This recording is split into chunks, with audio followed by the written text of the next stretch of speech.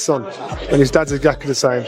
And the Eubanks and the Benns, they know each other's strengths and weaknesses, and so there'll always be that family rivalry going on. And Chris's aloof personality, riles Conor, like his dad did, with their dads did. So he knows exactly what he's got to do. It was a bitch move, if I'm honest, because anytime an attack like that is like premeditated, I'm not like, if you have a head-to-head, someone says something, someone pushes you, you whack him. I get it.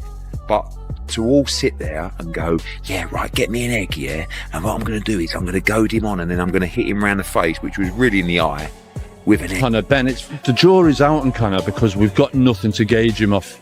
He didn't fight for a southern area, an English, a British, a European, so we don't know how he's got to perform in a 50-50 fight, in a title fight, because we have no evidence. Yeah, I expect so. But Eubank Jr. is his own man, and that's what he's always tried to make out. This is me, this is my career, and this is how I do things. Dad, that was your era, that was your time, blah, blah, blah, let me do this. But I'm sure he'd love to have him sat ringside watching him. I'm hard for him to beat Chris Eubank because Chris Eubank fights bigger, he's faster.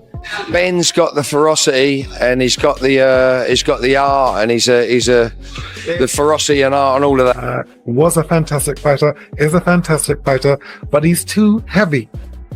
Okay, he is a 168-pound fighter. For him to get down to 160 now is too much for him. So Conor would be fighting someone who has lost his punch resistance, which was proven with this Mr. Smith. Again, I don't talk against my son. I'm there to protect him because I know how dangerous this young man is in Conor Benn. I know how dangerous he is. 147 fights, 147. Leave Junior alone. They're making this fight on the second day 170 because they want Conor Benn to have a chance. Without it, Chris will rock him up. Like, Chris will finish him. So Eddie Hearn is good at his job. He protects his fighters. So he thought he needs to do something here so where Conor has a bit of a chance. And that would be to tell Eubank, you're not allowed to be more than 10 pounds on the second day, which is even less than the IBF rules. On the IBF, you can be 172. Yeah. So this is no organisation does this. So obviously it's a tactic of them to try and get that little small advantage on the next day. But listen, Chris agreed to it. For me, I found it weird because the way Conor Benn was gunning for this fight, you'd think it'd be like how Kell Brook was when he fought Golovkin, just go up to middleweight and fight. By the way, that was interesting. Eubank Benn, that's a fight you want to see, no? That is a fight I want to see. Good fight, isn't it? For sure, it is a good fight. Big fight as well, like stadium, packed out. Are we saying stadium? I think so. I think it does. Do well? Yeah. Wembley, Tottenham, Cardiff. Tottenham, yeah? 60,000. That'll work out well. Yeah, I think Wembley might just be pushing it just a little bit. I think they can do it. Only a few certain men can do Wembley. Boxing's on the big stage. Agreed. Look at this. Agreed. It's amazing. You've had a nice little break. I saw you out in Nigeria. Do you feel like re-energized, ready to go again? You know I do. I know you do. You know I do. Yeah. But more so after my last fight, I took some time out. Mm-hmm. I let my body heal, which I'm still working on now. And I declined some business opportunities so I can focus on the sport, which takes off mental pressure, not just physical stuff. So I let my body heal physically. And then the mental aspect, I've obviously declined some things that are draining mentally. And I went away with family, which is always good. And we're back again, ready for... I'm not sure what the genuine beef is with Conor Benn and Chris Eubank. I know they've got the history, like I mentioned, the father's name. Chris Eubank seems quite chilled and quite happy and smiley. But every time Conor Benn comes into close proximity with Chris Eubank Jr., he turns into a roadman killer, doesn't he? He's got serious beef. Every time he gets in his face, he puts it on him. Says he don't like him, he even hates him. He wants to smash his head in. I'm like, is this just selling the fight or is this genuine need? And if it is genuine need, what's it for? Is it why you got so much beef? Is it just because of the family name? Conor Benn could do with winning this because he's 28 years old, and moving forward he's got a potential bright future ahead of him. Chris Eubank Jr. wins this fight. I'm not sure what doors it opens for him or where it takes him at 35 years old, because in my opinion, at this age of your boxing career, then you've only got 2 or 3 years left, especially at this weight. On good term, I don't believe he didn't know about it. No, If he, you know I didn't know. no, I don't, because I think you're a little bit snaky. No, you know I didn't know. No. Don't talk. No. Don't talk. Be quiet. Because, No. No. You can't say things. No, stop, because You then I'll can't say take you things. through it. Listen, I've been very nice to you but you lately. can't say and I've things been very after nice it. to you lately. I've given you a big education in the Yeah, but last you couple of can't weeks. say things I've told after you, it. you were very lucky to be talking to me. Right. But we do get on well. We actually have a bit of banter. He actually, if you don't mind me saying, he was asking me potentially to go on Boxer's Ball. You've got a favourite. I think the bigger man should win, but the bigger man's he's not great himself. You know, when we talk about a good big and beats a good little one, listen, you've got to remember, Eubank's not great. And in his last fight, I thought he looked old. It's the first time I've looked at him and I thought, in Riyadh, I agree with you. He got Gareth, I thought he looked old. Yeah. I thought he looked old. And if age is catching up on you, and listen, don't forget, his father has always banged on about him sparring heavyweights. When they were working together, he was always talking about he spars heavyweights, he stands there as well. That shortens your lifespan in boxing. That has an effect. And if time has now come onto it, he's 35 years old, he's struggling to make the weight, time comes onto you, you've got again, Ben might not be the biggest, everybody makes out as though he's this huge puncher. He had a portion of his career where he didn't look like a huge puncher. He had a little window. Actually, a good thing sometimes to have a little bit of weight to train up.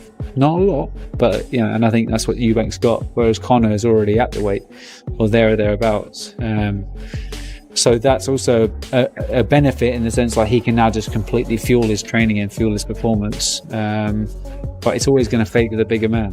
Always going to favour the bigger man, but age is the biggest factor for me in this fight. Was I surprised? Not really. I mean, I didn't know he was going to pull an egg out of his pocket and slap it around his head, but it was always going to be some form of drama, and yeah, it was always going to happen. It spiced it up. Like I say, I wasn't really surprised by it. Maybe a little bit stupid, maybe not a little bit stupid. Maybe there was going to be something that's going to happen. Was it going to be Conor Benn? Was it going to be Chris Eubank Jr.? But I think that shows you the rivalry between these two and the feuds between these two. Chris very well. I grew up with him. We went to school together, and he's been in my gym the whole time. And I'm also very close with Conor Benn. He's a good pal of mine. So it's very hard for me to sort of sit back and say this or say that. I think they're doing a fantastic job in selling their fight. I think it's going to be a fantastic fight. They both obviously have the needle with each other, and they're both going to give it everything. So be prepared for war, and I hope they get safe and